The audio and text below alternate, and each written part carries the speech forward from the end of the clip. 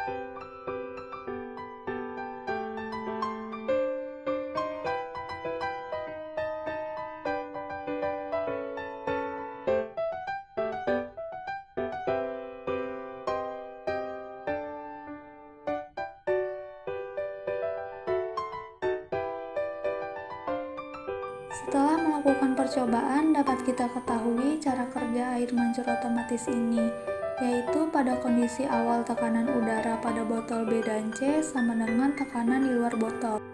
Setelah botol A diisi air, maka air langsung mengalir ke botol C sehingga tekanan pada botol C akan menjadi lebih besar dari tekanan udara di luar botol. Lalu botol dibalik sehingga air yang berada pada botol C akan naik berpindah ke botol B. Balik botol ke keadaan semula dan diisi kembali oleh air. Air akan keluar melalui sedotan bagian atas. Hal ini dikarenakan tekanan pada botol B lebih besar dari tekanan di luar botol. Tekanan ini mendorong air di dalam botol sehingga air keluar. Prinsip dari alat ini menggunakan persamaan kontinuitas dan asas Bernoulli. Persamaan kontinuitas adalah persamaan yang menghubungkan kecepatan fluida dalam suatu tempat ke tempat lain. Asas Bernoulli adalah tekanan fluida di tempat yang kecepatannya lebih rendah. Jadi, semakin besar kecepatan fluida dalam suatu pipa, maka tekanannya akan semakin kecil. Dan sebaliknya, semakin kecil kecepatan fluida dalam suatu pipa, maka semakin besar pula tekanannya. Alat ini memiliki kelebihan dan kekurangan. Kelebihan dari alat ini yaitu dapat dijalankan tanpa ada bantuan tenaga listrik. Yang kedua, alat dan bahan mudah untuk didapatkan. Dan yang ketiga, mudah dirangkai atau dibuat. Kekurangannya, botol yang bocor dapat menyebabkan udara dari luar botol dapat masuk. Maka dari itu, tekanan dalam botol menjadi tidak seimbang. Dua pipet yang digunakan harus sesuai panjang kriteria. Jika tidak, tekanan pada air mancur akan lebih kecil, bahkan tidak memancurkan air sama sekali. Kesimpulan dari percobaan alat ini, air mancur otomatis mampu bekerja dengan aktivasi berupa perbedaan tekanan fluida yang berasal dari energi potensial. Air yang ditambahkan pada wadah paling atas lalu bergerak menuju pipet atau selang peluncur.